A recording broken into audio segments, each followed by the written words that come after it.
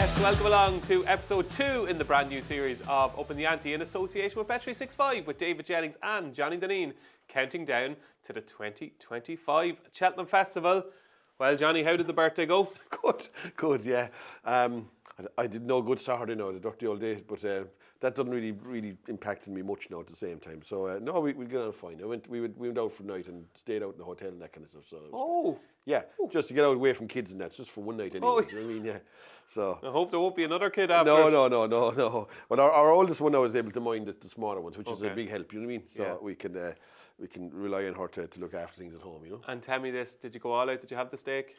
No, I actually had a Chinese. I liked the odd Chinese, a good Chinese. You know what I mean? It has to be a proper one though, at the same time. And this was nice, was it? It was lovely, yeah. What did you have?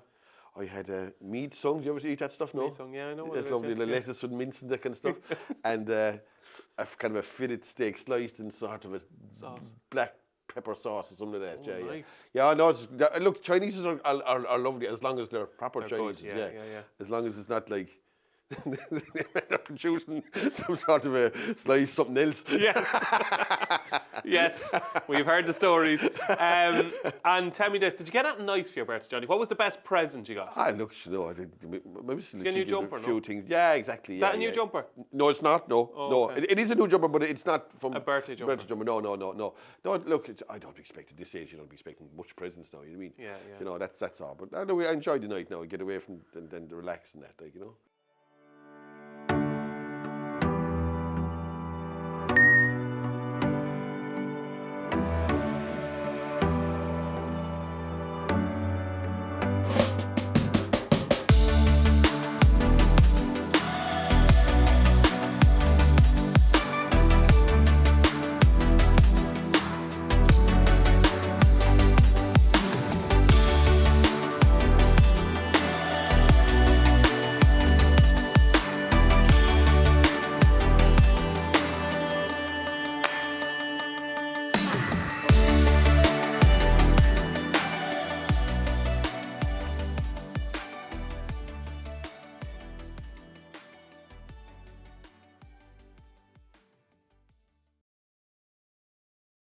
So it is a very important week this week. It is Safer Gambling Week, and we're always saying here on the show, only bet what you can afford to lose. There are tools on the Racing Post site and on Bet365 site.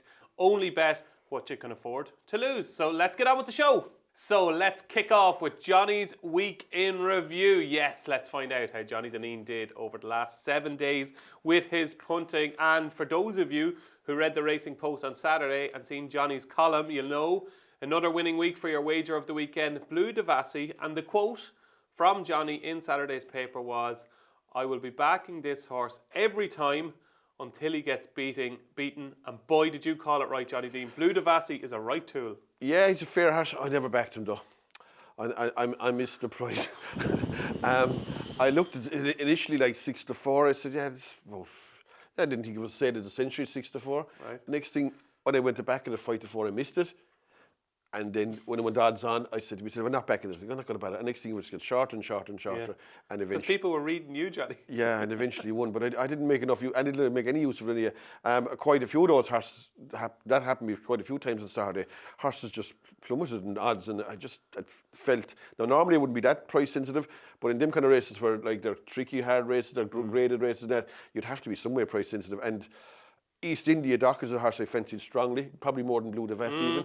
Missed the price that completely. Johnny. I did back it, but I hadn't much on it, and I backed it 5-4. It was 5-2, like, you know what I mean? That's an awful difference. Finished up like 8-11 or something like that. Yeah. But I don't know. I did things all wrong Saturday. So since we stood here last Tuesday, was it a winning week or a losing week? Bad. I had a bad day Saturday now. I had a bad day. I did a few other things as well, and I finished doing a few things for people. And look, I do a lot of stuff as well that aside from what it said on the tin, even, you know what I mean? But no, I had a bad Saturday, and even on Sunday, I started off betting Qualamita 2-5. Missed the price that too, even though and took a bad price that in the finish. Yuck. That got beat. And you know when you try to buy a winner and it doesn't come off, they're painful. And then suddenly after a bad day Saturday, I'm after a disastrous start. I had a few quid in a horse of Gary Moore's in the first in where was this? Fontwell. Fontwell, that got beat in a 2-horse race. The third choice won it. Oh, yeah. Yeah. And I had something on the first winner in Cheltenham, just to get back what I lost in Fontwell. Yeah. And I called it a day at that. I said, look, I'd leave it. I didn't feel lucky. Fair play, and I said, I'll give it a rest. And you do get, like, you often say there's days where you feel lucky and days where you feel there is, of unlucky. course. Yeah, if you get a bad beat early on, it usually sets a tone. Okay. And if you get a good or a lucky winner, it can. You know what I mean? Look, you kind of get a feeling about this, and you know you're in the mood for maybe that it's going to be your day. And other days, you know, your senses like when you bet a horse like Qualamita 2 to 5, you have to think that's a 1 to 5 shot. Do you know what I mean? I do anyway. Yeah. So when they get beat, you're saying to yourself like, I'm not on the same wavelength here as it should be. You know? Okay, so you drew stumps at that stage, Johnny. What was your best result since we saw my you best result was probably Ace of Spades. Even though it was financially, it wasn't my best result, but it was just that they just kind of stopped the bleeding as such. You know what I mean? And I was able to take a break, and I was half thinking of laying Peaky Boy. I didn't bother doing that. No, I'd say if I kept going, I probably would have lost. I might have backed Melita, maybe. I might have Matata, I should say. Yeah. Matata. But after that, I probably would have backed Slade Steed. You know, like that kind of stuff. So look, I was probably better off pulling up stumps at the time I did. I don't think I would have got away. But you kind of tell yourself you wouldn't have won then as well. Do you know what I mean? It's all in the mind, Johnny. I was saying to myself I wouldn't have backed Matata, even though I know I would have had. And tell me this, out of all the results, which was the one that absolutely punched in the stomach? Well, it's definitely, without a doubt, it was Qualamita because after the bad day, I really needed to get off to a start on Sunday. And like when you're trying to buy a winner, you're plenty on it, beat. And then you're saying, like, geez, I'm in real trouble now. This is really like proper manure, you know what I mean? Like, so, and you have to take restock then and have a look at what's happening. So that was the one, like, because I didn't envisage it getting beat. Do you know what I mean? Yeah. And throughout the race, even though I was never really over the moon with it, but I thought it was going to fall in at the same time. Do you know what I mean? Like, coming to the last, I said, oh, thanks be to God, it's going to squeeze in all right. Do you know what I mean? And next thing, it gets beat. So, look, that was a killer blow now, because, and it was one that I wasn't really able to recover from on the day, to be honest. Okay. But you did draw stumps after that, after you got the first winner at Cheltenham. So well done for that.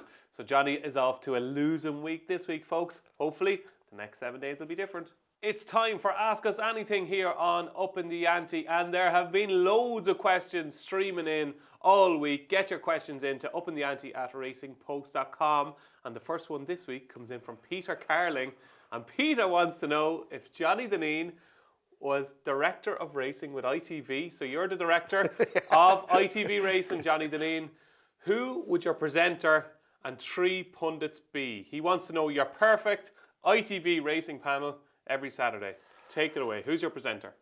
Look, to be fair, ITV, I don't really watch it much. Okay. But I know that they play to a different kind of an audience, I should say, than the anorak as such. Like it's a different kind of audience. So, like, Ed Chamberlain to me is very, very polished, very, very good at what he does. He comes from a soccer background.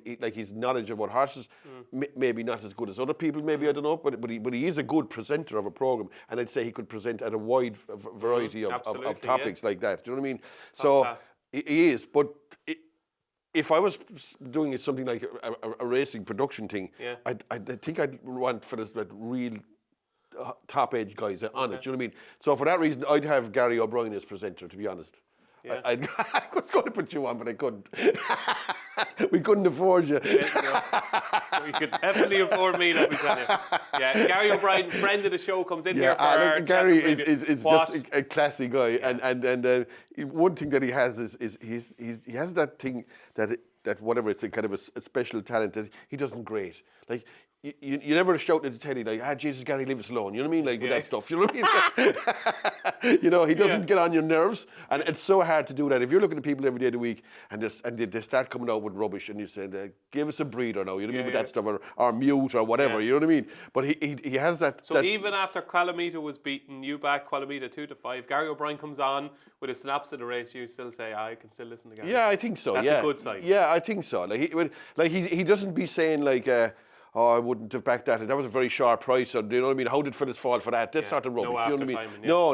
You know what I mean? There's no saying, oh, look, if I was a bookie, I think I'd have laid that fella. Like, you know what I mean? It's a bit late now. You know what I mean? When the fella said, or I fancy the winner there, that kind of stuff. But look, I must admit that he's great knowledge, he's great personality, and he doesn't upset anyone. You know what I mean? Absolutely. And he doesn't like. I always think he's a guy that could.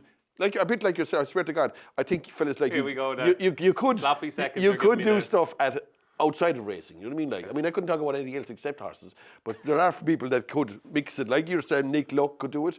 Gary O'Brien could definitely do it, and Ed Chamberlain can obviously do it. You know what I mean? Absolutely, yeah. But I'd go with, just because Gary O'Brien would have more superior knowledge than Ed Chamberlain, I'd go with him as presenting it anyway, right? Okay, I'll remember that. Yeah, that's fine, Johnny. So Gary O'Brien is the presenter. And the days he doesn't know what put you in. Okay, right, yeah. Okay, I have to say, full agreement. Gary is terrific. Okay, Right. so Gary O'Brien is the presenter. Now, your 3 pundits. Yeah, I'd go with Ruby anyway. Okay, yeah. Yeah, I think Ruby's brings a kind of a different level to the analysis and the jockeys and even listening to them saying about fellas changing their hands, and you can see where the hands are on the horse and all this stuff that the normal Joe Sub wouldn't have a clue about. Do you know what I mean? Do you know one thing I loved? I watched back all the racing from ITV when I came home from Cheltenham at the weekend, and did you see his review of, just say, Dan Skelton on Lou de Sud? So like he has no problem basically saying that the Harry Skelton of 2 years ago would have done something completely different to the Harry Skelton now, and how he sat in behind and rode Lou de Sud with more confidence. And I like the way he does that. He's not afraid to say, look, Harry, you had a bit to learn 2 years ago, but this is how far you've come. Like, and his analysis is superb. But like he's a master himself, so he's entitled to give a fellas a few rubs here and there. Do you know what I mean? Like, if it was a journeyman rider coming on saying, like, you mentioned it on this, and you were no good yourself. You know what I mean? What are you talking about? Do you know what I mean? It's a bit like the fellas. I always laugh at fellas like coaching Tiger Woods. You know what I mean? Like, how can you coach Tiger Woods? I'm Tiger Woods' coach. It's like what? Oh yeah, I'm a 4 handicapper, and you're coach. Don't know. It's like Barney Curley with Luke Harvey all over again. Yeah, well, that kind of stuff. It's like when Ruby says something like. You kind of, you have to sit up and take no, whatever, but you have to respect what he says, because he's been there and done that at the very highest level and done it for 20 years or whatever, like, you know what I mean? And he knows what I'd have him down anyway. Okay, so the directors of Racing TV at the moment are very happy, because you've got Gary O'Brien and you've got Ruby Walsh, 2 RTV men. Okay, who's next? Yeah, I'd go with Fran Berry, I think. Oh, you're sticking with RTV, okay. Yeah, I would. I think RTVs, generally speaking, have a better type of pundit than the other channels. You're a fan of Fran? Yeah, I do, because I think he does his work. Yeah. He's another guy that people like. Do you know what I mean? He's connected with the jockeys. He's ridden with a lot of these jockeys, so he can get to speak to them. Like he's not, and he knows what to say and what not to say and all that. And you can see, like watching the Dundalk thing or whatever he's on. And look, he's not just confined to Dundalk either. Like, he's good crack as well. Yeah, he's not a bad fella. He's right. Yeah, and he's connected to people. He knows what he's talking about. And I'd say that he has a good knowledge of the game, and very good. And he has an odd bet as well. So he's not like removed completely from betting, you know what I'm saying? Like, and I think there's nothing worse than fella ramming it down your throat when you like after the race saying like, oh, because when there's a winner, there's a loser. Do you know what I mean? There's losers and winners in every race, and like if. The one thing that drives me crazy is boom, Matt Chapman does that boom.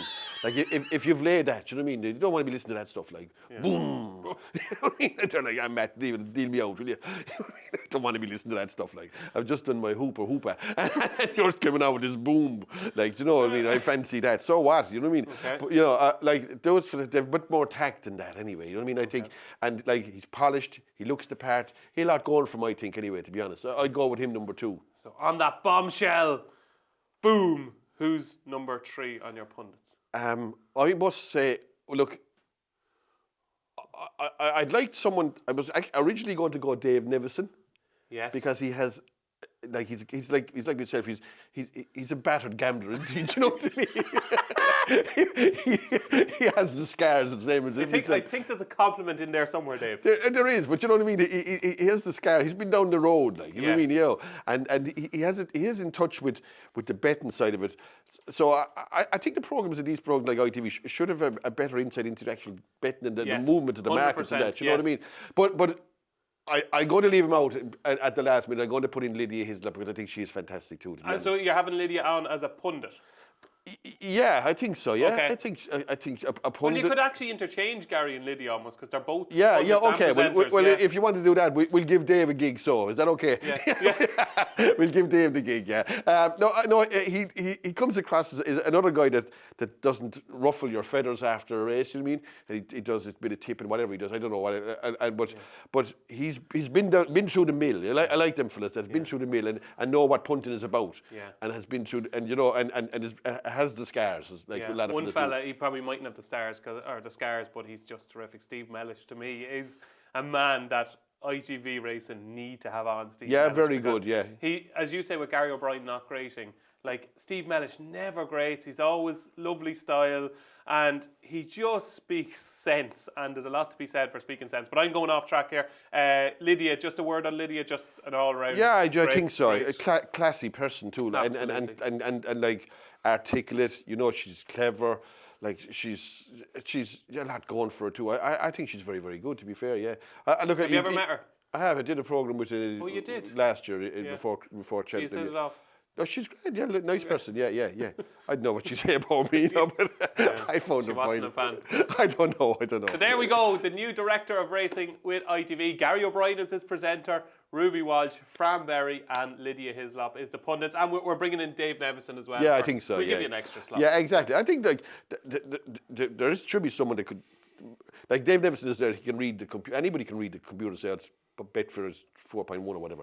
I think there's a bit more to it than that at the same time. You know? Yeah, absolutely. There you go. What a question to start the show. Our second question this week comes in from John Bournemouth. And John wants to know, Johnny, is Tihupu, or Tihupu, as you pronounce him, value at 15-8 for the Stayers Hurdle with Bet365? John thinks he's a good thing. So when you look through all these markets, Johnny, apart from Constitution Hill maybe, the one banker that's staring everybody in the face is, what's the name of the favourite for the Stayers Hurdle? Oh, Tihupo. yeah. Is he a good thing? Oh, he's not at all. No. No, the colour of it. No, he's not. So he's not value at 15-8? Oh, I think he's a bad price, to be honest. Yeah, I do. 15-8, I think it's quite short. I'll give you the reasons why now. Look, just say he's 2-1. So at this stage in the season, I'd be saying, could he turn up before the 6 in the day? It's a possibility, yeah, for sure. I don't see him being a whole lot shorter though. At the same time. 4-6. Yes, yeah. I don't see him being like 4-11 in the Stayers Hurdle, like not a hope. 4-6 is quite short, like. Yeah, I know, but I'm saying if you're backing him in at 2-1, he has to be worse than 4-6 to be value now at 2-1. I'd say it's about 3 times the price at this time of the year. I would have said. Oh yes, so okay. I see what you're doing. Yeah. 2-1 to 2-3 is 4-6 basically. Okay. So if you think he's going to be 4-9 in the day, yeah, then he's some good prices. I wouldn't have thought he could be much shorter than 4-6. He's only going to run once. He'd be like a horse that, okay, he'd have run in maybe the Hatton's Grace and then gone on to the Stayers Hurdle. It's a long gap. There's always a recency bias with pricing and that kind of stuff. People haven't seen him for a long time. Okay, when he comes to the race, they'll be saying, yeah, he won it last, he won it well. But like, what are you talking about? Like, you're beating Florin Porter, home by the Lee, Buddy won.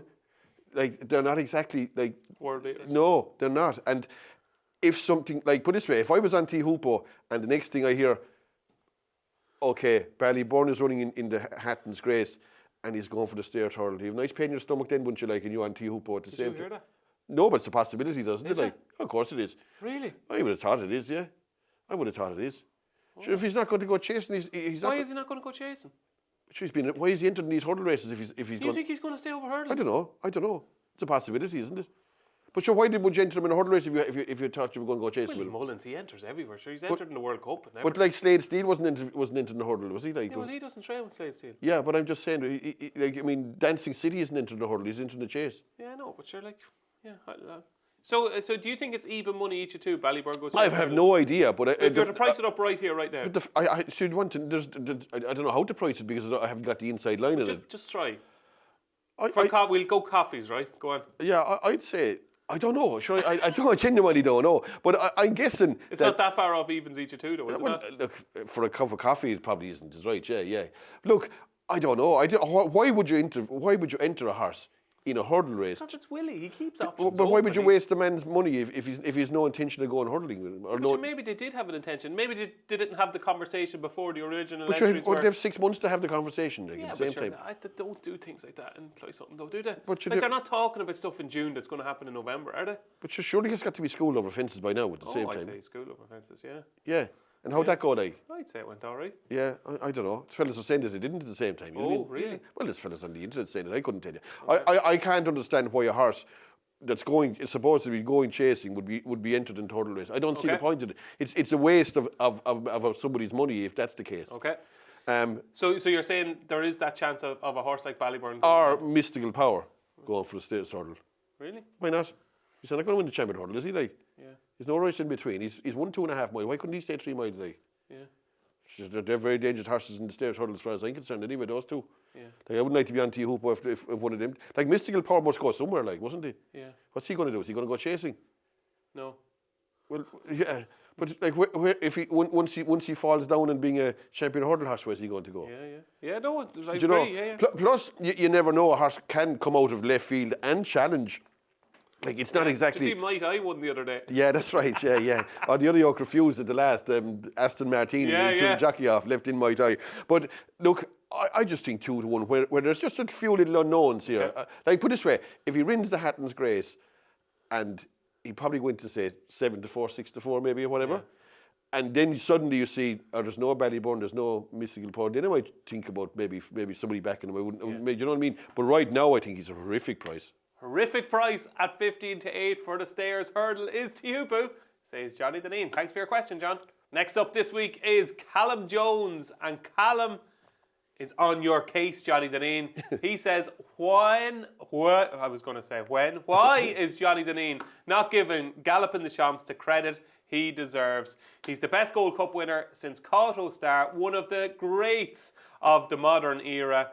When are you going to give him the credit he deserves? And why have you not been giving him credit so far? Why are you always taking him on, Johnny? I'm not. Okay, I laid him in last year's Gold Cup. That's fair enough.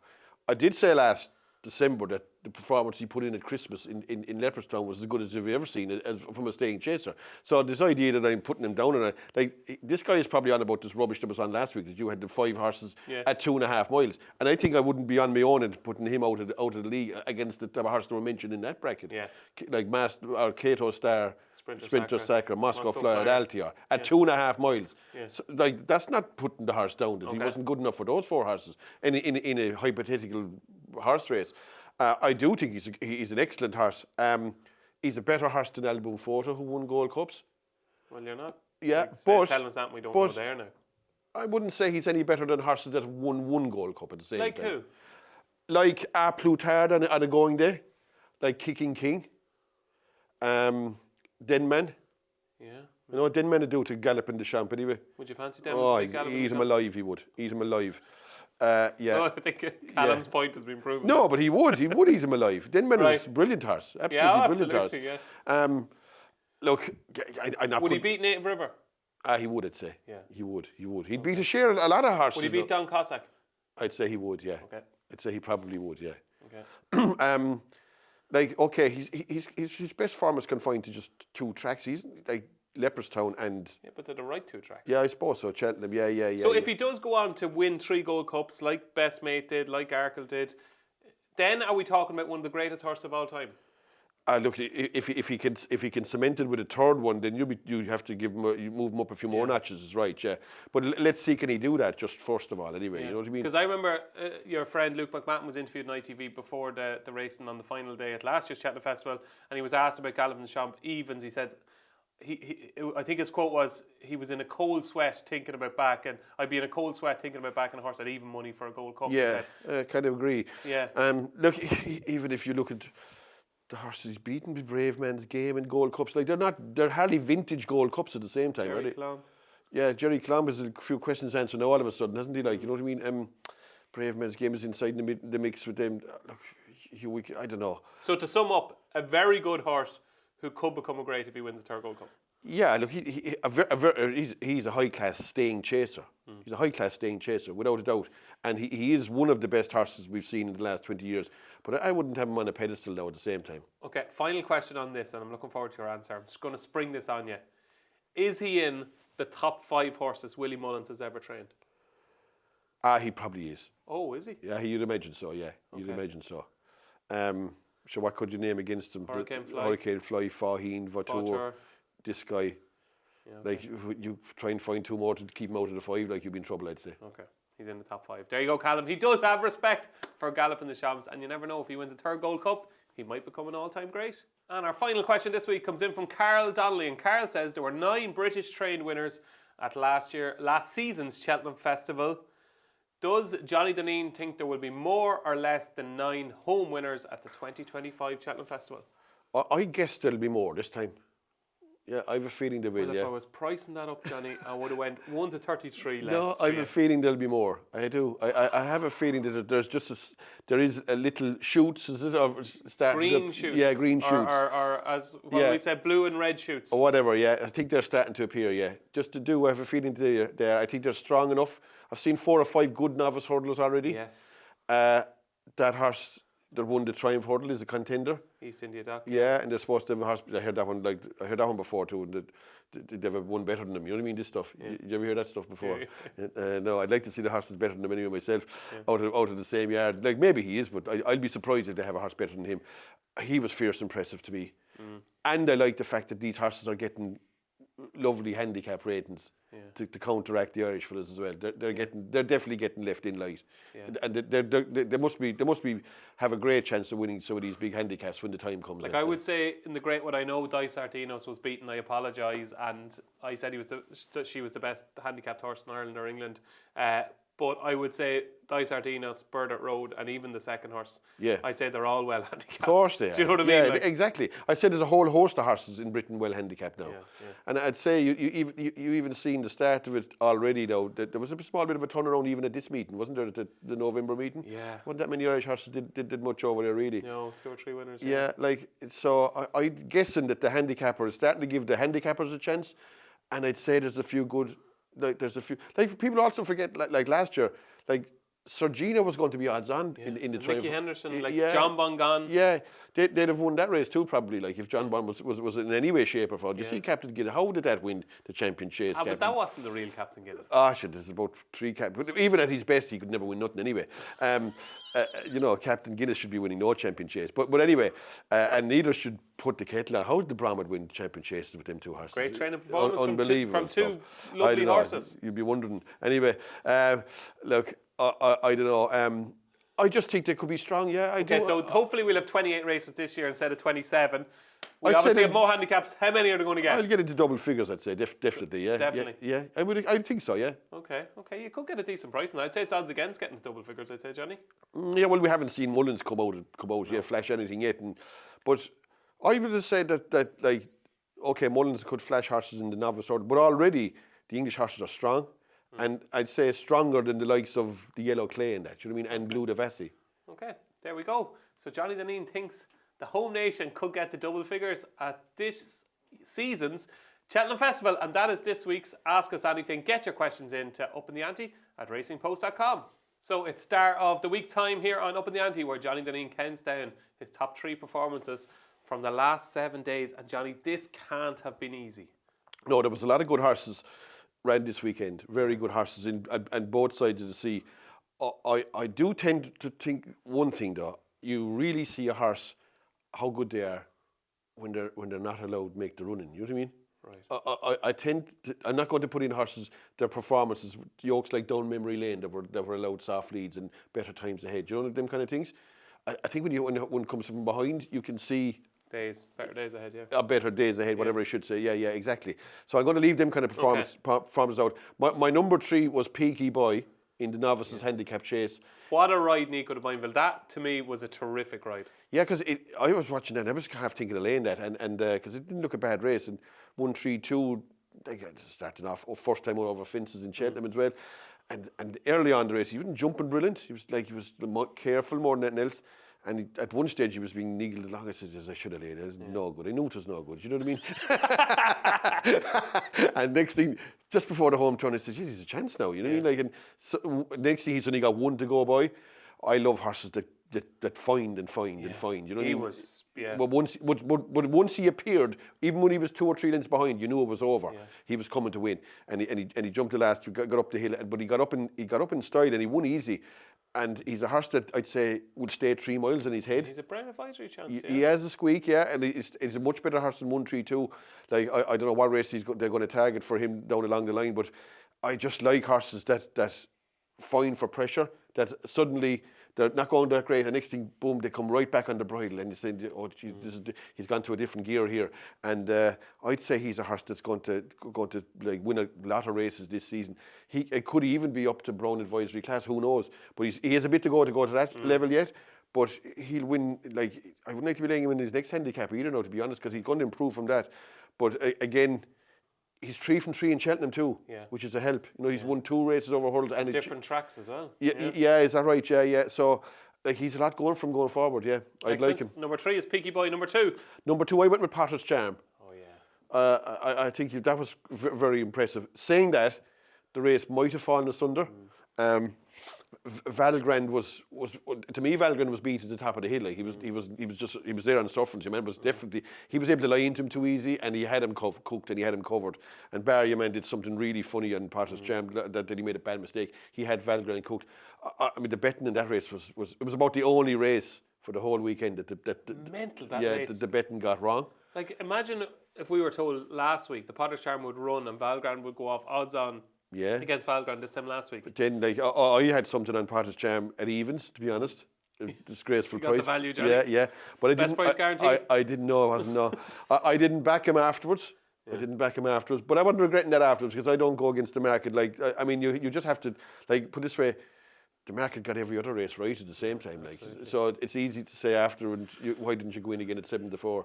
Like, I'd have gone in at 7-4 coming down the hill, all right. Like, it was a bit late then, you know what I mean? So look, if you're mindful of the betting, other fellas say, I should go in again. Why wouldn't you? You know what I mean? What could be wrong with him? But I always think there's nearly always something. But maybe in this case there wasn't. But look, there was horses plastered there this weekend, absolutely backed off the board, and they all won now at the same time. But the bulk of them won anyway. Like, who'd have thought Blue Devassi be about 4-7 or something in that race? East India Rock 5-2 to odds on. You know what I mean? And like, the market's getting them races right. So like, there was some drifters in the first race in East India Rock's race. I didn't ignore them either. You know, but look, anyway, he did win. I couldn't understand how there was money for Gail Mahler. I thought that had absolutely, I wouldn't back that at any price. I don't know how people were fencing that. And that was only about 5-1. The fact that there was money for 2 horses against Potter's Charm made me really worried now, you know. So, but he did win, and he did win well, and he looks a really good horse, really tough, strong, staying horse. How good he's going. Now, the only thing is we've been down this road before with these kind of horses. Yes. Yeah. Saying that, I do think one thing. I think the horse, like, it's a bit like the bottom half of the draw and the lower and the top half. So the top half of the Irish, bottom half of the English. The horse that emerges from the 2.5 mile race in Newbury, Shallow, yeah. Yes, is going to be a big threat in Cheltenham. Yeah. It may not be Potter's Charm though. Yeah. If it is, it could be some new line, one of them horses. That's a really good horse. Whatever horse comes from that segment of horses there and wins that, if it did happen to win it well, is definitely could never be any bigger than 3-1 in Cheltenham. So Shallow might be the graveyard for Cheltenham. It usually no, is. I have a feeling the Shadow is going to be a really deep race. Okay. And I have a feeling whatever emerges from that is going to have a huge say in Cheltenham. Okay, excellent. So number 3 was Peaky Boy. Number 2 was Potter's Charm. And Johnny Dineen's number 1 star of the week is? I went with East India, Doc. I just thought that was awesome. Yeah, I did. His jumping was like Istabrack-like. His jumping was fast and fluent, and he had the race won from so far out. Oh, you think he's as good as Istabrack? No, I just said it was Istabrack-like. You know what I mean? He's jumping. I do think he's better than Bordett Road. Do you know? And again, this is another road we've been down before with horses. So James Owen said he isn't. What? Straight after the race said he's not as good as Bordett Road was. I don't know. You disagree? I would. I'd say he's a tool. Yeah, I think he looked it now to me. I think Bordett Road, like the fellas on about the champion hole, that's a zillion. I don't know what. Cubed. You could cube it 3 times, I'd say, to win a champion hurdle. Like, it wouldn't have won 3. It shouldn't even have won. Should have won that race. I think it should anyway. Like, it was given too much to do. Should have just closed the hand over fist. Okay. Should have been stole the race in front, didn't he? Like, He found a bit more when he was challenged. I did not at all. You joking me? You might have caught him in another 50 yards. I don't think he would anyway. I don't think so, Johnny. Do you not think so? Watch it again. No, I thought Be Aware got to maybe within half a length, and your man found more. I thought Be Aware was never closer than he was at the line. We'll watch it after the show. Yeah, have a look again. Yeah. No, he did. He was definitely as close He was definitely as close 25 yards Like from the line than if he they was went at to the line. where they pull up, if there was a line up there, I don't think you would have passed. I do. Do you? I do. We'll watch it again Yeah, after the we show. will. I think you'll change your mind. Yeah, we'll have to ask him to go to Do it again, lads. Do it again. Just for Upping The Ante. reconstruction. The crime line. And you know, like the sprinters when they run into the 60 metres in the indoors. Yeah. When they run into big plastic stuff. You could have the horses run into that. Yeah. Anyway, look, I do. Look, maybe I'm wrong, and maybe they said, you mentioned afterwards, they have a better horse called Lavender Mob or Lavender Hill Mob. Lavender Hill Mob. Yeah, he's a flat horse. He said he's a higher rate, and he's a good jumper, and he loves soft ground. But this horse has plenty of farmers. I just thought that he's running Huntington. That was a good race. I said that the second and third will bolt in the next two times they run, those two horses in that race. And I thought 18, he won big margin, 18 lengths. Yeah. Look, okay, we've been down this road before, but he's a lot less complicated than Burdett Road. He doesn't have hoods in him. He don't have to be either let out in front or dropped in nowhere. You know what I mean? And I'd say at the minute, he's a force in his triumph hurdle. I would have thought he is anyway. Okay. Yeah. And it's funny you said that. I came back from Cheltenham on Sunday night, and my dad, who's a far better judge than I am, the one horse he said over the weekend that really caught his eye that he might stick a couple of quid on each week before Cheltenham is East India Dock for the Triumph Hurdle. Yeah, look, I think two good judges like he him improved a lot from his first run. Yeah. A lot. And I'd say, okay, he's 80 odd, 83 or 4 in the flat. I'd say he'd improve a lot over hurdles. I'd say he'd be a much better hurdler than a flat horse. Okay, so there you go. Johnny Dineen, star of the week is East India Dock. Now we want to know the one for the Racing Post tracker. Yes, Johnny Dineen's big eye catcher of the last week. What caught your eye? There was quite a few. Yeah, there was I couldn't find that many now, to be honest. Right. Yeah, look, there were, and maybe, I don't know. I went with a horse anyway, an Irish horse that ran in Punchestown, Park the Giant. It ran in a novice chase. The Lord. Yeah, look, he's only 100. On the racing over the weekend. Yeah. You went to Punchestown on Friday. Yeah, Friday. Yeah, he's only 118 or 19, I think, or roughly around that. But he's going to be a better chaser. He's a fine big horse. Right. He ran on 2 miles, which is too sharp for it, and ground, which is too quick for it. And but he's an absolute gazelle to jump, and he's going to be a good handicap chaser. You know, as he's definitely winning a novice chase too. And he's in the bracket. I think there's sometimes they up to 0 to 119. If he got into one of those now, there's no way he'd get beaten in one of those. But he'd be a handicapper down along the line, and he's going to win races. He's a good, genuine game horse. You know what I mean? He tried his heart out the other day, but he just wasn't quick enough to lay a glove on the ones in front. But going forward, I could see him being like winning a novice chase and maybe a good handicap before the. But soft ground is a prerequisite of the same. Park the Giant. Park the Giant, yeah. Okay. Well, I'll give you 2, Johnny. Go ahead. Fazel, who finished 4th in the final race on Friday for Paul Nichols and Harry Cobden. That horse is well handicapped. I thought that was a lovely run, and the way he ran to the last, I think he'll win about 4 or 5 races this season. And Fugitive in the Paddy Power Gold Cup, I think he might win the December Gold Cup again. Yeah. There you go. You're sticking with Park the Giant anyway. I am. I think I'd put it this way. I'll have a cup of coffee that Park Giant will win before those 2 things. That was Johnny Dineen's 1 for the tracker, and my 2 for the tracker. That'll never win according to Johnny. Now it's time for Johnny's never ordinary moment. So something, Johnny, that wowed you in the last week. Was there anything that just you said, wow? Yeah, look, I suppose if the jockey riding the best in Ireland and England, I think at the minute is Sean Bowen. Sean Bowen. Yeah, I think so. He run on She Could Be Anything in what a ride. Yeah, that was incredible. In Bangor. Now, it's from as early as the second fence, you wouldn't want to be on that. Even before it even. It was just definitely taken off its feet. And it looked like it was going to, run abysmally very, very early in the race. Now, they went quick up front. Yeah. But I had actually laid it now, to be honest, right? and I even seen it, I actually smelt it from about 4 out, even though it's about 25 lengths behind. I was saying, it's not losing any more ground, and these have gone quick in front too, you know what I mean? There's a good run from the third last to the second last. I said, like, I hadn't put down plus on my book anyway, do you know what I mean? So, actually it started to close, but when he gets the revs up, when he's coming to win a race, he wins them. He's like strong, an assassin. Yeah. Oh, he's brilliant. He's brilliant. I just think now there are some great jockeys in Ireland and England, but I'd have him just like you look. Okay, there's very little between 4 or 5 real top riders. but I'd have him just above the rest of them at the moment, in Ireland and England, to be honest. I just think he's winning on horses now that nobody would win on. Wow, so there you go. Sean Bowen's right on She Could Be Anything at Bangor last week is Johnny Dineen's Never Ordinary Moment. He's the best rider in Ireland and Britain right now, according to this man. It's Johnny's midweek treat time here on Upping The Ante. Now, we got off to a bit of a deflating start, unfortunately. Candor last week, favourite in running at the time, was warming up to it, and then gone, Johnny. Candor, unfortunately. So you're 0 out of 1. Yeah. I think Candor probably would have won myself. Yeah, look, I suppose that's not much good to you when you don't. You know, when they go down the ground, you're beating. Consolation. Yeah, exactly. Yeah, look, I was just starting to get very hopeful myself. No, I'm not saying it was probably 1, 2, 3, 5 out. Yeah. But if you said to me, rising to 5th last, do you want to double your bet? I'd have said, yeah, go on, I will. Do you know what I mean? No, I'm not saying it was plenty of horses going well, 5 out to don't win. But the other two looked to be labouring in front, and he just started to be getting going, like, because he was 10 lengths detached at one stage in the race. You'd say, was he ever going to get into? But once he had to start, but he had been jumping out to the right a bit. But I'd say he could have done a lot wrong and still won that race at the same time. So that's Candor. Keep an eye. Hopefully he's over his fall, and we'll be back in no time. So Johnny, we're 0 out of 1. We need to get a winner for our midweek treat. What is it going to be? This week? I'm going to chance Groovy Kind of Love in Thurles in Thursday in the 205. It's a 2 mile. 6 or 7 mares maiden hurdle. It's an ordinary race. It would want to be now because she's not great. She's no flair herself. But she has the cheek pieces on. She liked the trip. Yeah. She should handle the ground. Dara O'Keefe's riding excellent. Yeah.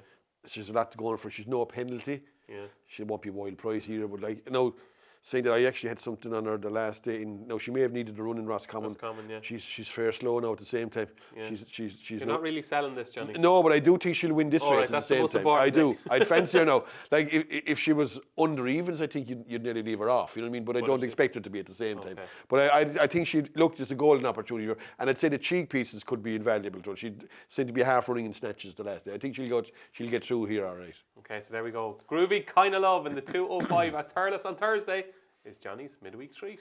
So now it's time for what's happening this week, and we've got plenty of Grade 1 action. Yes, we've got 3 Grade 1s this weekend.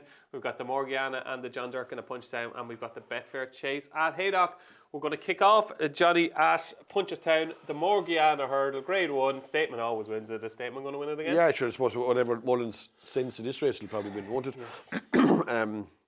Look, it's going to be probably a weakish enough affair, isn't it, really? I mean, I looked at the list. Nearly every horse in the races belong to them, isn't it? Yeah. I don't know what horse that has any chance isn't belong to Willie Mullins. Yeah. So, and breaking news during the show, Statement is now favourite for the champion hurdle. Is he? Yeah.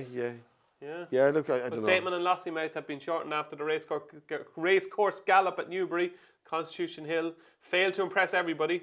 We had a quick sneak peek at the gallop, and you weren't impressed either. No, I mean, I wouldn't be judging these type of things, and you don't know what weights they're carrying and everything. But to me, he looked a pretty laboured effort.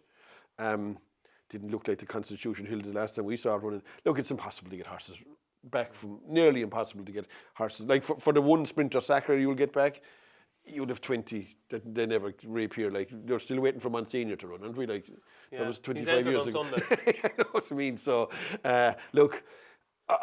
When horses have those type of questions around them, bleeding maybe, breeding, colics, it sounds like it. No, it doesn't. They're very nasty things, and in the heat of battle, then will those things surface again? Invariably, they do. Okay. Put it this way, you wouldn't have your life in the you'd never again see Constitution, would you? I wouldn't be shocked anyway, would you? Hopefully you're wrong. But Statement turns up. Look, sure, whatever they have as number one, whatever town it'll ride, it'll win. But the one thing I'd be wondering, how is it even a Grade 1? It's just a joke, isn't it? This race is still a Grade 1. Like they're on about skimming Grade 1s off of the calendar. This is the worst, calendar. Yeah, whatever, the calendar or whatever. It's the worst Grade 1 of the season, isn't it? This one, I think it's up there with them anyway. And where would you run Statement then? I'd run him in the Morgiana hurdle, a Grade 2. Yeah, I'd run him for about a quarter of the money because they know where else to run anyway, these horses. Where are they going to go? But if it's not a Grade 1, could you see them all go over to the fight?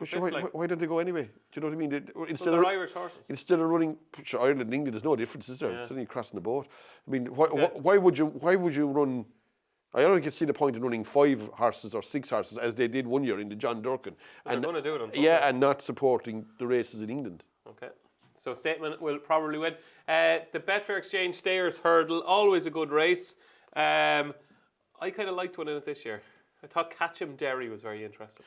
Yeah, look, originally I thought that Harbour Lake had a chance, but it's gone up £6.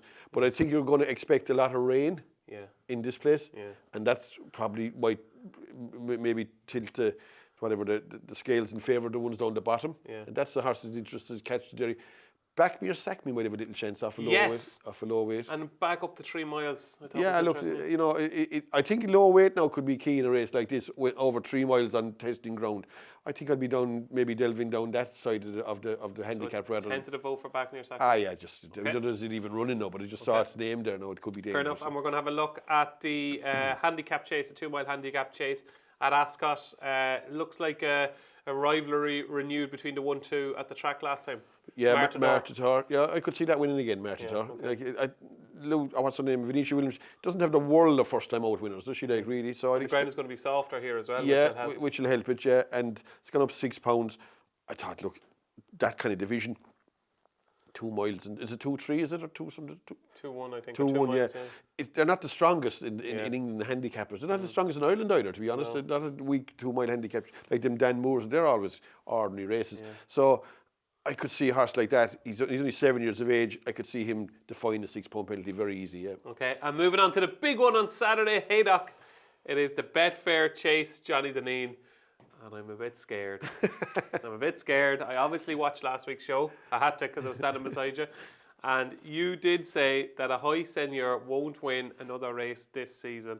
And won't win another race, actually, was the exact quote, okay? Johnny, I had a good look at this now. I had a bit of time this morning. I was in before you, which is a collector's item because I'm never in before Johnny. But I had a good half an hour, I'd say, on you this morning. And I went hard at the Betfair Chase. And I went into it saying the first horse that I definitely won't be tipping is a high senior. And I came out of it saying a high senior is going to win the Betfair Chase for a couple of different reasons, Johnny. First of all, this is his track. I think Newbury's, Haydocks, long straights, flat tracks, that's a high senior for me. The Aintries, the Aintries, Newbury's, Haydocks, left hand, the flat track, jumping in straight lines. That's not turning all the time at Cheltenham like you are on the new course. So I think that's one of the reasons I like a high senior. Second of all, having that run under his belt. And I had actually a chat with Willie Mullins about this the other day. You can't always, go hell for leather from the front on horses. You can't. We were saying, and it was him that made the point. He said, you can only do it every so often that you can go lickety-split from the front because you'll kind of soften horses and they'll get frustrated then when they're beaten. And I think with a high senior, he had the lovely kind of pipe opener prep in the old roan, okay, where he stayed on. And you're right, okay, they rode him to basically finish out his race rather than to win the race, which I think is fine because I think this is the day. This is the day where they're going to say, this is the grade one. The horse hasn't won for ages. This is the day they're going to go, do you know what? We're going to go bang. And we're going to go, this is now or never for a high senior. I think Derek Fox is going to pop him out. He's going to try make all. And this is his day, Johnny Dineen. I think a high senior is going to win the Betfair Chase. Please don't hit me. No. I actually wouldn't dismiss that idea at all. To be honest, it's turned out. It looks like it's going to turn out to a rather weakish contest too.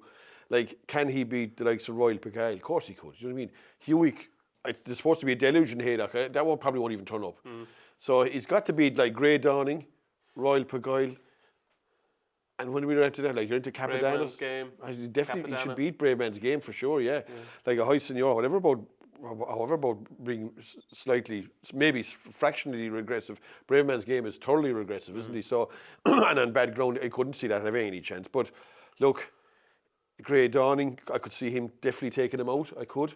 But I wouldn't be as adamant as I was last week that he won't win another race. I wouldn't be laying them at the end of that because I don't give a lot of cover.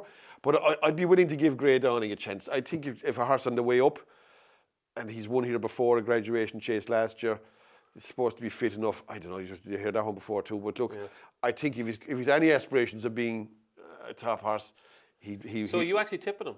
I'd go with Great Dawning. Yeah. Oh, you'll go with Great Dawning. I will, but like, would I be going for my guns back at him? Maybe not. You know what I mean? Okay. Now, like, I won't for sure. I won't fall down if I would fall down if Brave Man's Game won, though. To be honest, but I wouldn't fall down if a High Senior, and especially as you say, if he got loose in front and was jumping from fence to fence, then he could be a hugely dangerous. Worst phrase in racing. What? Jumping from fence to fence. What else are they supposed to do? Well, if all they can do is jump from fence to fence because there's nowhere else to go. But if they time it properly, if they time it properly.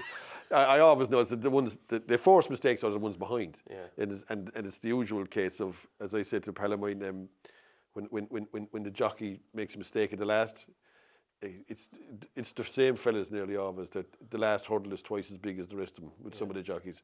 They just root them out of it, like, you know what I mean, and with races won. But anyway, look, I think a High Senior has a chance, I do, but I'd be sliding with the other one. Okay. I'd be disappointed if Great Dawning couldn't beat a High Senior. Absolutely, okay. So you're with Great Dawning. I just think this could be a High Senior's big day, and there mightn't just be too many of them left in the season. No, and this is a golden opportunity. He's not going to win a King George. No. He's not going to win a Gold Cup. He could win a Betfair Chase, and I think he will. So I'm with a High Senior in the Betfair Chase on Saturday. And on Sunday, it is the John Durkin, which could be the best race that's been in Ireland for decades if all these horses run. We do know Fast or Slow is definitely running, and Derek O'Connor is definitely riding because JJ Slevin is still out. We could have Fact to File, we could have Gallop in the Champs, we could have Gaelic Warrior, we could have Elete Toms, we could have Blue Lord, we could have Appreciate, we could have, Johnny, basically all the great staying chasers in Ireland apart from Jerry Colomb. We could have them all here. What do you make of it? I don't know. I suppose whichever one Townend rides is the one you'd respect from Mullins, obviously. And well, not really, because Mark Walsh will be riding Fact to File. Sorry, yeah. I forgot about that, yeah. No, look, he's dangerous. Obviously, Gallop in the Champs has to be some way dangerous, fast or slow. It's a race that the betting will probably get right. Would you have a bet in this race? Not really, no, I don't think so. Would you be tempted to back Fast or Slow? I'd be tempted to back something if somebody told me that one or two of them couldn't win, you know what I mean? Do you know what I'm saying? If they told me that this is the right one from this stable and the others don't count, then I might be considered having a bet. But if they said there was no major push for any horse in particular, look, these horses are even though they're grade ones, they're very often preps. Yeah. And you look, a huge factor in horse racing nowadays is that the people that own these horses have so much money, they don't care whether they win these races or not. You see it last week in Navan, you'll see it this weekend in Punchestown. You have to be like these guys, when you're betting horses anyway, the only one that casts a thought about the result is the fellas that actually betting these horses. Like nobody connected with Slade Steel will give a hoot with that it got beat last weekend. Same with Fact to File getting beaten by American Mike. Same thing happened the year before. The same with In the Pocket and Facile Vega. Nobody cares who wins these races except the guys putting their money down. And you'll have the same here with this. There'll be horses in this race, good horses, that are only having runs. Yeah, fair point. So can I push in any direction? No, you don't know. You don't have to. I'll go with Fast or Slow. Okay. Just because I think he'd be more aim for the race than maybe some of the others. Yeah. And I'm like you, I haven't a clue. I think Fast or Slow. We won't know till Friday. See Jockey Book and see what's going to run. We'll probably go from there to maybe the King George, won't he? Like? Well, you'd imagine so. He'd be supplemented for the King George. I think so. Yeah, it looks that way. Yeah. Yeah, absolutely. There you go. That is what's happening this week. We don't really know what's going to happen because we don't know what's going to run, but it's going to be a great weekend, one way or the other. Now it's time for DJ versus JD. Yes, our weekly charity bet competition where our good friends at Bet365 give us 50 quid each to play with in the hope of making some money for a charity. And Johnny Dineen got off to a bang last week because he had 50 quid on Potter's Charm, 7-4. So he gets 137.50, Johnny Dineen. Nice SP for you because we got the SP. Best price guaranteed thanks to Bet365. So 137.50 in the kiddie. Unfortunately, Liberty Hunter, the rain didn't come and he didn't run. So I'm plus 50 because you get your stake back, okay? So there you go, because it's for charity, so fair play to Bet365. So plus 137.50, plus 50. You take an early lead, Johnny. And can I go first because I want to get out of the way? Sure. I was a bit scared, but 50 quid on a High Senior. 5-1 with Bet365 at the minute. I think that's a huge price. That's obviously subject to change. But at the time of recording, a High Senior is 5-1 for the Betfair Chase. So I will have 50 quid on a High Senior at 5-1. This is his day, Johnny Dineen. What are you taking me on with? I'm going to go with Great Dawning in the same race.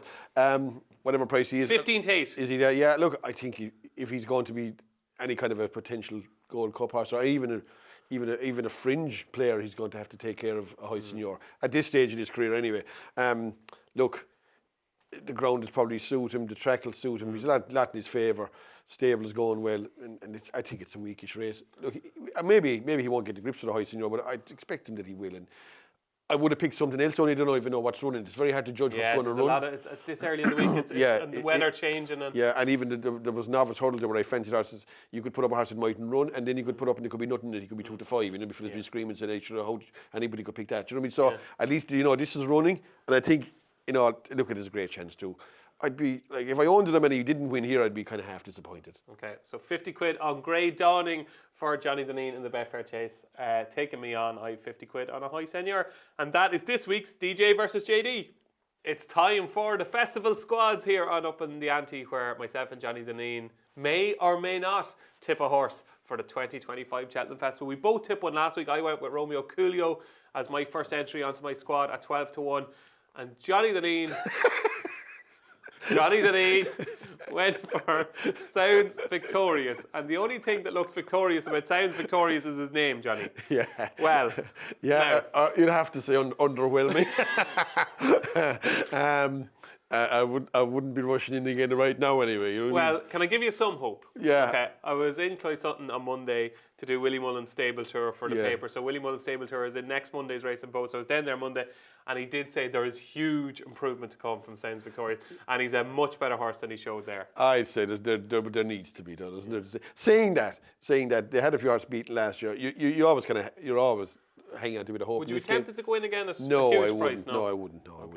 No. Look, if you're in already, you've enough on now, I'd say. I wouldn't be going in again anyway. I'm not one of those for I expected it to win. Let it be unfit or whatever way it was. If it turned up as you'd expected, not to be fully fit, but it was still beaten by a point horse that couldn't win a point. So look, you'd be now saying that if you landed in the race like the Albert Bartlett, even at just say the price you backed it at 25 to 1, you still could have a chance. You know what I mean? It's that kind of a race. Yeah. So look, if he got there now, I'd be very happy. Well, the only consolation, Johnny, to you would be that he literally cannot run in any other race Cheltenham. So if he is going for race Cheltenham, now it's even more clear, because he's not going to be an absolute revelation. No, he's not. He was never going to be that anyway. Do you know what I mean? Okay. I'd never fancied for any other race except, and you wouldn't be writing him out. But if I put it this way, if he doesn't win the next day, then you would be shredding it. Okay. So there you go. After that calamity last week, Johnny, although it mightn't be a calamity, are you going to tip at him this week? No, I'm going to take a break now after that. A bit of a regroup. Okay, so Johnny is not going to tip something. I am, because it's just too big to turn down, and the narrative is just going all one way. I'm going to put up Potter's Charm for the Turner's Novice Hurdle. Boosted to 22 to 1 with Bet365, and that 22 to 1 will be held until Wednesday lunchtime if you want to back Potter's Charm at 22 to 1. I know they're probably following your tips a lot more than mine, but if any of you want to back Potter's Charm 22 to 1 Bet365, subject to conditions, of course, but that is on the site, 22 to 1 Potter's Charm. For the Turner's Novice Hurdle, it used to be the Galler Novice Hurdle, I think it's the Turner's Novice Hurdle now. The first race on Wednesday. Look, Johnny, this is what I think, okay?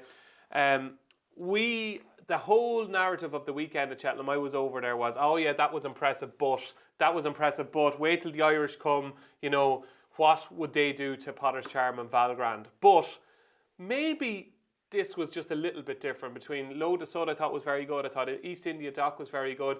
But Potter's Charm in particular, now maybe the race did fall apart, but I think Valgrand is such a good jumper that on the first circuit, he was almost overemphasising Potter's Charm's jumping. I don't think it was that bad at all, Potter's Charm jumping. I think Valgrand is as good at jumping novice as you'll see. He pings Everton and lands running. So I think Potter's Charm's jumping is fine. And I think if he won that race in the manner he did, Johnny, 10 years ago, he'd be about 7 or 8 to 1 for the Turner's Novice Hurdle, not 22 to 1. I think the fact that we just automatically assume the Irish are going to win this race, that's why he's such a big price.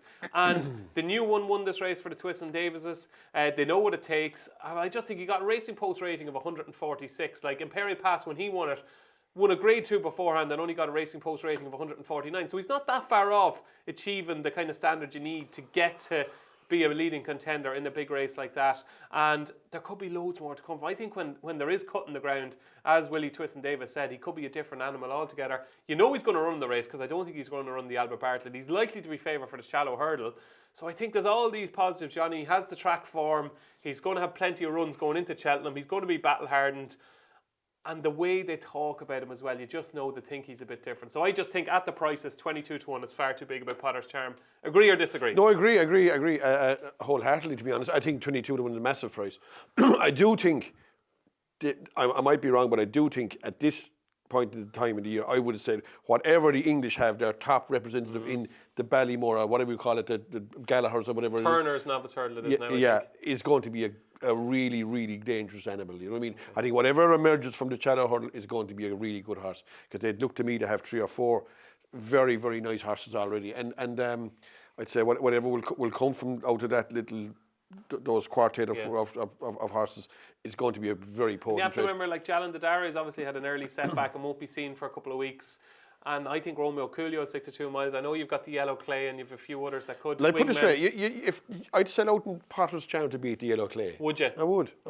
I'd fancy other horses to beat him too. Okay, there we go. So my second tip to add to Romeo Coolio at 12-1 for the Supreme is Potter's Charm at 22-1 for the Turner's Novice Hurdle. So now it's time for Johnny's joke of the week. So Johnny, this can be an actual joke because you're a good storyteller and you like your jokes. You know, Johnny cracks me up every morning here. Or it can be a joke, as in that's a joke that shouldn't be happening. Okay, so what is this week? You have free reign, Johnny, to talk about anything. Yeah. What is it going to be? Look, it's not really a joke, but the one thing that I was surprised about was the kind of universal approval that these changes got for Cheltenham Festival. Oh, you're not a fan? Not really, no, not really. I hear most guys, I'm obviously in the minority, because most people think they were the best things that could ever have happened. Look, I think a lot of people that I hear saying they're very good and they're going to make are not really gamblers, though. Do you know what I mean? They're not punters as such. Do you know what I mean? So it doesn't really make a difference to them, like financially. Okay, the races might be. Oh, I mean, I still don't believe the races will be more competitive. Anyway, I think a lot of races will be lessened by these changes. Anyway, but anyway, as I go, first of all, the changing the races, you've 3 non-handicaps into handicaps. To me, that's not punter friendly anyway. That'll make it more trickier.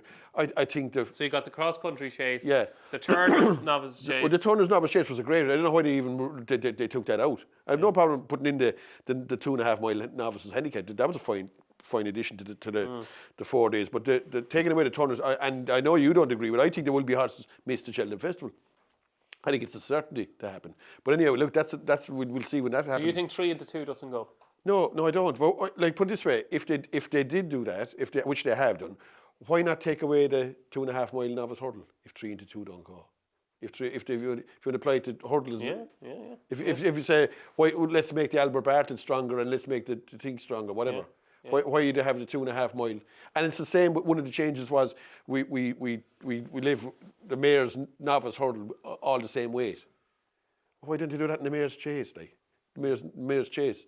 Why do you have penalties in the mayor's chase? Yeah. And you took it from the mayor's novice hurdle when there should have been no penalty in the first place. Yeah. It was absolutely brain dead. It was, and it's brain dead that they have in the mayor's chase. Okay. Why should novices that win races give way to yokes that are a year older than them? Yeah. Because they've won a few races in the mayor's chase. Yeah. I think that's stupid anyway for starters. Yeah, fair point. and you'll have the likes of the cross country race. Now we'll be going back to like we had like good races with Delta Work and Galvin and Tiger Rolls and all them and Easy Land and all that. Yeah. You'll be heading back now to New Story, 12 years of age winning it with 9 stone 7. Yeah. That's the kind of, like, I think Cheltenham should be about like the supreme horses winning these races. And it's not, they're like trying to get, like, we'll try and get a race for everyone, like this kind of stuff, like, you know what I mean? That Farmer Joe should have a chance of winning a race. But is the flip side of that maybe, no, it's not trying to get a race for everyone, as in, if you have the 3 novice chases, you're trying to find a race for everyone, whereas if you've only got 2 now, the Arkle or the Brown Advisory, you have to go one or the other. But the fact that... You don't think they'll go either? I think a specialist 2.5 miler won't go to Cheltenham at all. I definitely think they won't. I mean, if I had a horse with a guy, he was a 2.5 mile specialist, I'd go mad if he ran in the 3 mile race anyway. That if he, like, whatever about reverting back to 2 miles, he should never run him at a trip that he won't stay anyway. Okay. You know what I mean? And plus with those big races and down maybe within 2 or 3 weeks where they get a free run, they arrive fresh. I wouldn't see why they would go to Cheltenham and run in a race maybe a half mile longer that you've no chance in. Okay. That's my reading of it. I do think that what kind of horse is going to run in the 3 mile 6 novices handicap chase? Yeah. Like what kind of horses are going to be in that? And the cross country with the, you saw the other day what's the thing that ran out? Tommy Bow. Yeah, like Tommy runs every second week, doesn't he? Like in market race. 8 siblings, yeah, Tommy Bow. Yeah, do you know what I mean? Like they're Tuesday horses, aren't they? Like Plumptons and them places. Tommy Bow going to come home alone in that race. But that's the type of stuff you're going to have in the cross country now. You're going to have those type of horses winning. I don't know. I just think to me, I wouldn't be surprised if there was bookmaker input into like moving these races from non-handicaps to handicaps. Okay. That's what I would have said anyway. Okay, so you're not a fan. What about the Thames final? I said winning you're in, but winning you're in once you're in there, as far as I can see, there's virtually no difference. Yeah, so win and you're in basically if you're within the handicap. Yes. Yeah. So basically, if you win and you're not within the handicaps, you're not in. So it's not winning you're in. Do you know what I mean? Yeah. It's a bit like you look up at the screen, look up at a window, and you say money back if Haaland scores the first goal, or have the fill of Man City. Yeah. I said, geez, that's a great concession. Yeah. Next thing you go up to the window, you have to be a member. You have to. It's for a tenner, and it's back as a free bet. Yeah. Like, give us a breather here now. You know what I mean? Like, it's not money back. You know what I mean? Okay. So you kind of have to read the small print. Yeah, exactly. Look, you don't think it'll make any difference to the style or type of race the Thames I think you'll have 3 races now that will be a lot more hard to decipher. The 3 novices, the 3 handicaps. They'll be like, I think the winning you're in going to make virtually no difference. Okay. And the mares, the change in the weight is something that should never have been in there in the first place. So I don't think I think it's a little bit hullabaloo about nothing, to be honest. Okay, there you go. And that's my rant about it anyway. And plenty of Upping The Ante viewers will probably agree. That is Johnny Dineen's joke of the week. So there we go, folks. That is it. Have you calmed down now, Johnny? Yeah. You've got it all off your chest That's now. it, yeah. What is the plans for the week? You had your birthday, nice birthday, Chinese last week. There's always great sport the weekend, especially in the winter, isn't there? Like, the Dogs' final is on. Greyhound Derby final in Shelbourne Park on Saturday night. Will you be there?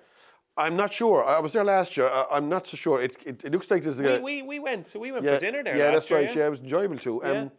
Look, the favourite looks going to be very hard to beat. Bucco's Diamond, what a machine. He looks a really good dog, yeah. I love watching the top greyhounds though. Yeah. There's rugby on that night, is there? Is it Saturday night or is it what? Playing Fiji, Ireland there. Yeah. Premier League is back. Yeah. There's 3 Grade 1 races over the weekend. I watch a lot of sport actually. Golf, if there was golf on the Sunday night. Yeah. Golf, I think, is the most purest of sport. I love watching the golf. And Rory McIlroy back in the winners' enclosure. Yeah, he won something in Dubai, didn't he? Yeah. He did. He won something. He won a couple of million. Yeah. Dug up the thing, did he? Who? There's a fella called Wallace or something. What? He hit a shot and he kind of went to the bunker and he started doing a bit of digging.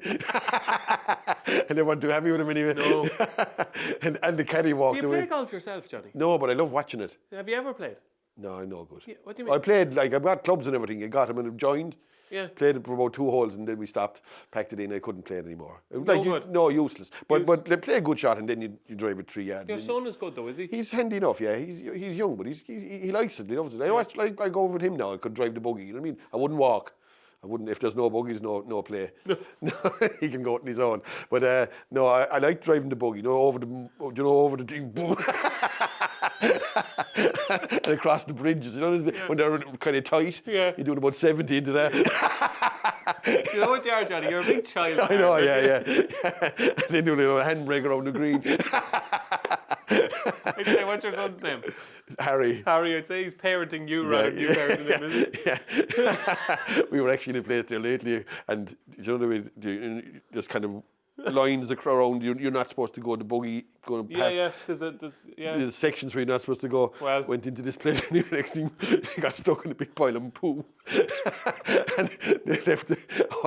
He came out of it anyway. Pile of poo. And came out. I'd say the greenkeeper wouldn't be too happy with it. When he came along, a 2-foot hole in the ground. I said, go on to the next hole quick. Grr. That's what we call that, grr, is it? Is it? Do you know what Gurr is? No. Ground under repair. Yeah, whatever it was. okay. But definitely under repair. Yeah. When I would finish with it anyway. I didn't realise it was as soft as it was. The rest of the place looked to be okay, you know what I mean? But this thing was sectioned off for some reason. Johnny Dineen coming to a golf course near you soon to wreck it.